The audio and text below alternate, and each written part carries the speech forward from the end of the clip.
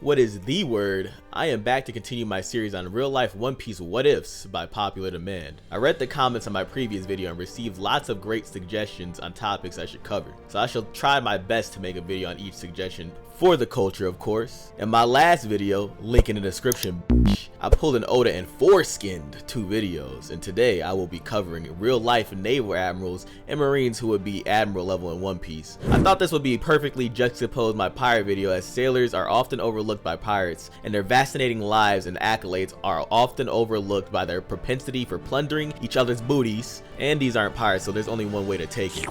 Wait, pause! So, like the last video, I shall be covering each sailor and naval officer's biographies, accomplishments, feats, victories, and losses to account for if they would be admiral level in One Piece. I'll also add if they are the top 3 OG admiral level or the post-time skip admiral level, which admiral they would liken to, highest rank being him, of course, and if they aren't admiral level, what rank they would be. And for added fun, I'll even add their cross-guild bounties and what I would think they would be based on their threat level and what they accomplished. I'll be using a myriad of sources and historical documentation and research the figures in this vid, and comprise a voracious bibliography to keep it as clean and accurate as possible. But of course, let me know if I get any information wrong. Absolutely wrong. But enough of my yapping. Let's get into it. There. Step lively now. Your admiral is on board.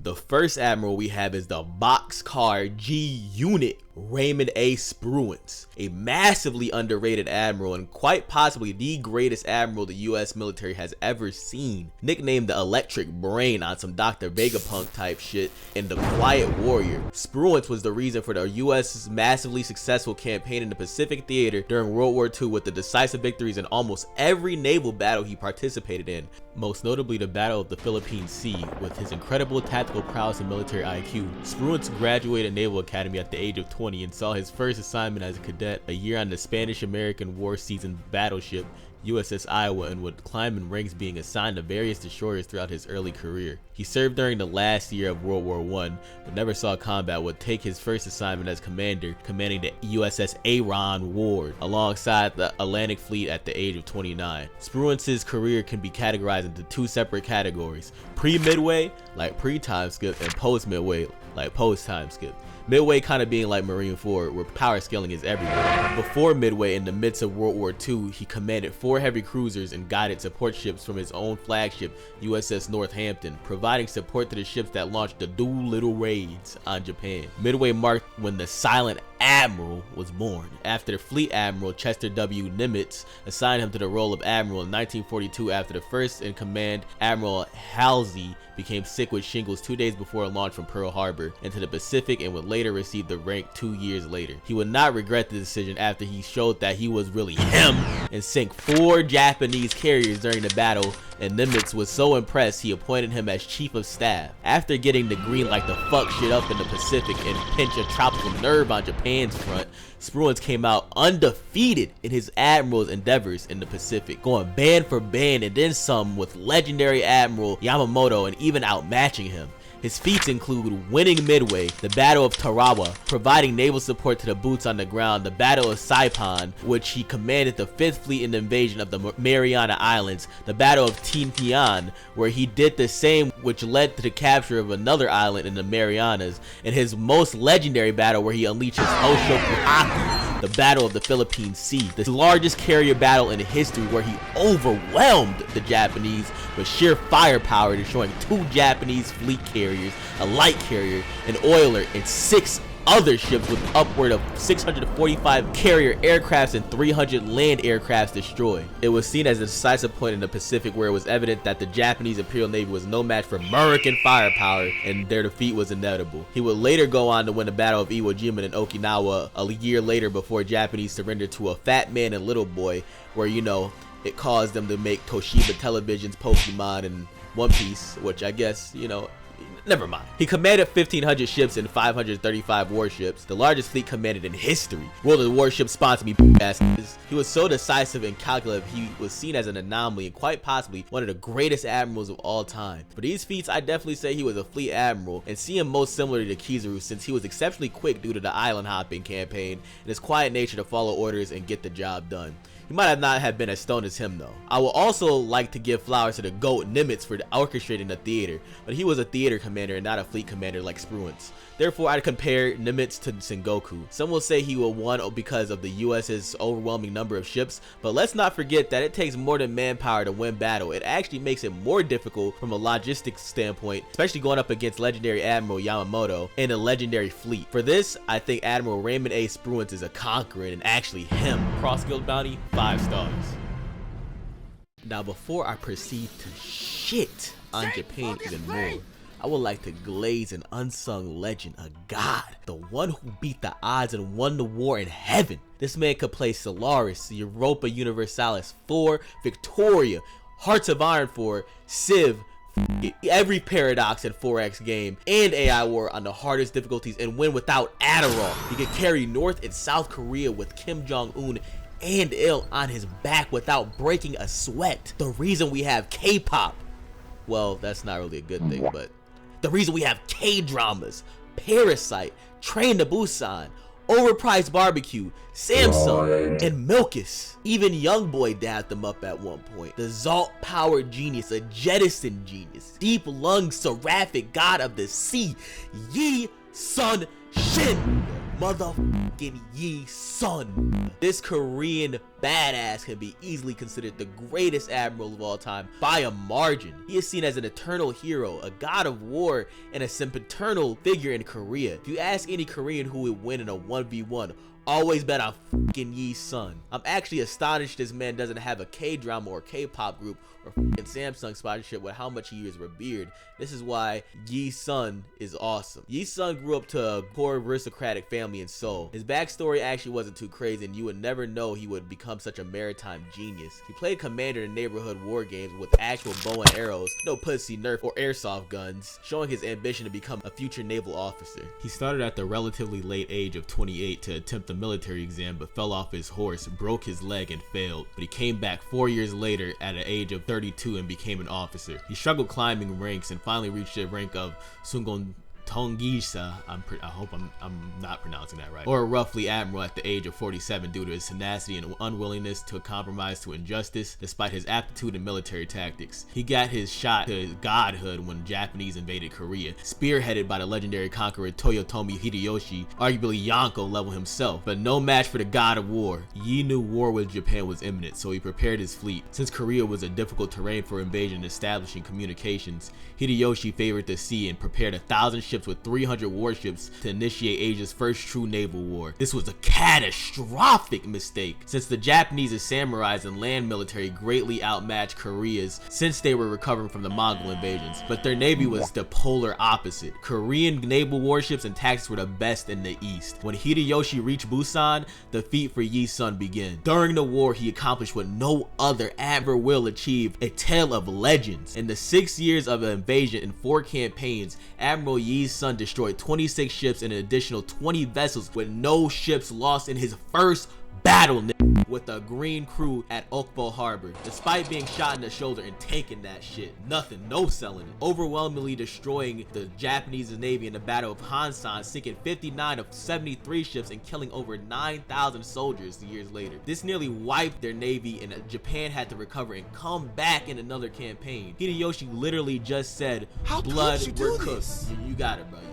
Yeah, bro. Alright, you got it. He utilized a new naval strategy known as siege and annihilation, Hakijin, using shock and awe to bombard and obliterate any Japanese ship that fell for it. Resurrected the long dead turtle ship and innovated it with cannons on the side and mortars, despite never being used in battle. Defeated a top total of 352 Japanese ships with ease, no diff. In every sea battle, he was the victor. Was betrayed by a plot, arrested, tortured, and deranked, and then realized that they fucked up after Japan invaded again and called that nigga back in, and he locked in immediately once he got back into the field. Oh my god. Yes. I'm sorry. Legendarily told in his greatest feat, after Korea's staggering naval loss in the Battle of Myeongyang, he told the king, I still got 12 ships, and faced Japan's 133 warships, letting his nuts hang with no fear. He said the coldest line, those willing to die will live, and those willing to live will die. conqueror's hockey, nigga. Come on. He utilized his genius in the tidal currents of the strait as the 133 ships desperately tried to flee from the 12 ships. His 12 ships. Conqueror's hockey. Hokushoku, advanced conquerors. Destroyed 31 ships with only 2 wounded. Not killed soldiers, but wounded on his side. No lost ships. That's it. He's the GOAT. He is him.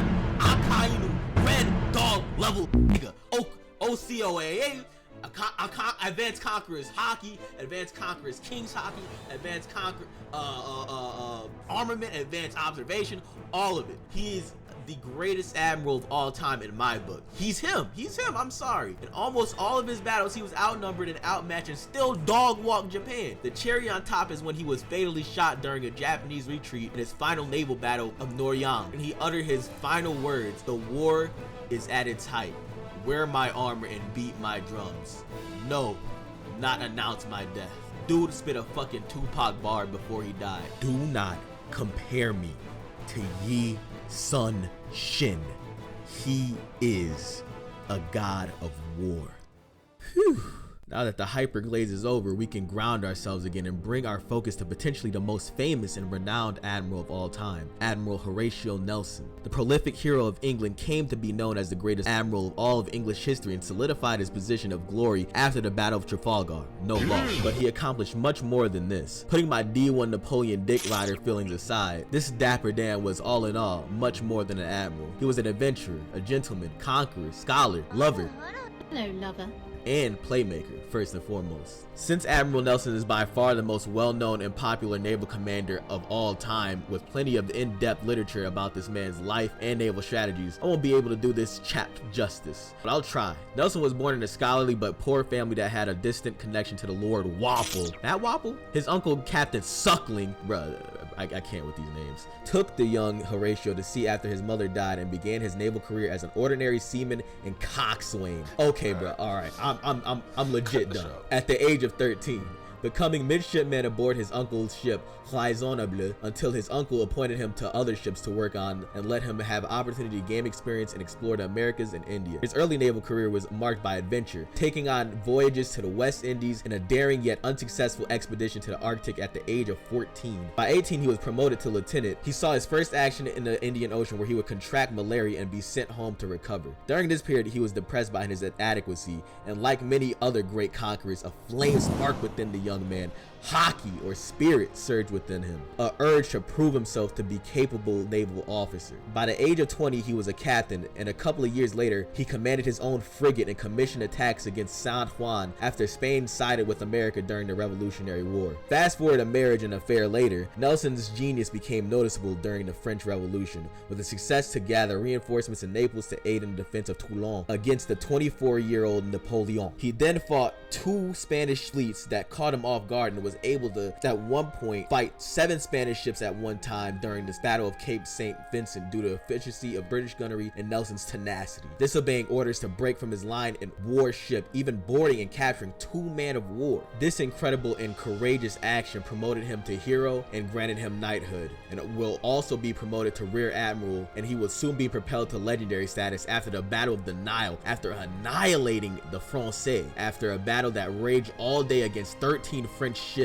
He then disobeyed orders again in the Battle of Copenhagen. He was known for disobeying orders, where Admiral Sir Hyde Parker commanded Nelson to retreat after seeing how tenacious the Danish resistance was and telling Horatio he wasn't him. But that couldn't be further from the truth, because he was him. After decimating the Danish ships and causing 6,000 casualties, 6 times the British. I know I'm skipping a lot of noteworthy feats, but that just proves how excellent this man was. Finally, his magnum opus, the Battle of Trafalgar. This battle solidified Horatio to admiral level when both Spain and France were to combine their fleets into one massive armada to break through the British blockade and devastate the English Channel to allow for a direct invasion on English soil, with Nelson's blockade at the Cadiz being England's only thin-veiled hope. The Megamind himself devised the strategy, with a conqueror's command: every man shall do his duty. After the massive joint Franco-Spanish fleet encroached on the horizon, thus began the battle, as the great British warship battleship victory in her fleet stand. After a ferocious and bloody naval battle ensued, Admiral Nelson was quick-scoped in the chest, dying in the midst of battle. Fortunately, he was told that he was victorious as his consciousness was fading, and that they managed to take 15 ships. And he replied in his dying breath, "Damn, my parlay was on 20. But then said, I am satisfied. Thank God I have done my duty." Nelson's heroic death was greater news than a monumental and possibly biggest naval victory in British history. Nelson on that day proved that he was one of the greatest fleet admirals of all time and granted the status of him. I'd compare him more to Aokiji, since Aokiji notably created a blockade of ice during Marineford, stopping Whitebeard's fleet, and Aokiji is also close and possibly equal to him. So I raise my glass of Nelson's blood brandy to the Admiral. Well, I covered the big 3 admirals who I'd consider the greatest of all time, but what about the new admirals like Fujitora Fraudbull and the legendary hero Garp and Fleet Admiral Kong? Well, let's see. I like to honor Fujitora by likening him to the Spanish hero Don Blas de Lezo, since I guess they were both disabled. Don Blas was able to successfully defend against a ginormous British fleet of 180 ships and 28,000 men with only a population of 20,000 and 6,000 men under arms on Cartagena. After a prolonged attack of 62 rounds an hour for 16 days straight, a straight-up bombardment, Don Blas's men still never faltered and held the fort at the Bay of Cartagena with a sea of blood, bodies, and disease amassing, and the Spanish numbers dwindling. Yet he still came out victorious, able to defeat 18,000 Englishmen and successfully defend Spain. Because of him, we have Andres Iniesta and Money Heist, so he deserves his flowers. Garp, I give to Admiral Robert Blake, the founder of English naval supremacy, who fought against the English in the English Civil War, Spanish in the Anglo-Spanish War, Dutch, and pirates, and still came out victorious out of all of them during the most difficult era of naval combat, arguably. He was also responsible for building the largest navy in the world, so he definitely was Garp status and a naval beast who was definitely the back ends of the English's naval legacy. He walked so Nelson could run, which I guess is even more appropriate considering I liken Nelson to Aokiji. Themistocles is Kong for being the OG of naval combat, commissioning 200 trimmings to be built so Athens could transition from land-based to sea-based combat. Possibly the godfather of naval theory, and recognized the importance of naval supremacy for national security after his decisive victory over the larger Persian navy. Definitely the sigma male of the alpha males of naval strategy. And appropriately juxtaposing Themistocles, Fraudbull can go to Xerxes the First, who dumbass fumbled one of the biggest naval bags by attacking Themistocles' navy in their failed invasion of Greece instead of starving them out in a blockade. You know, probably what that dumbass Loraxian fuck should have done to Wano instead of getting embarrassed by 5G hockey. Embarrassing. I think that appropriately covers who I think would be admiral level if they were in One Piece, though there are a plethora of naval commanders and geniuses who I know I missed out on. So let me know in the comments how I sold and who I forgot about, and what facts I got wrong, and possibly facts I didn't include about these legends. I got some more ideas to expand on my world building series of what ifs comparing more historical figures to One Piece characters, so definitely stay tuned, and hopefully won't be lazy enough to wait 2 months to upload. Now excusez-moi as I cope harder about the latest chapter of One Piece on Reddit. In any case, Godspeed.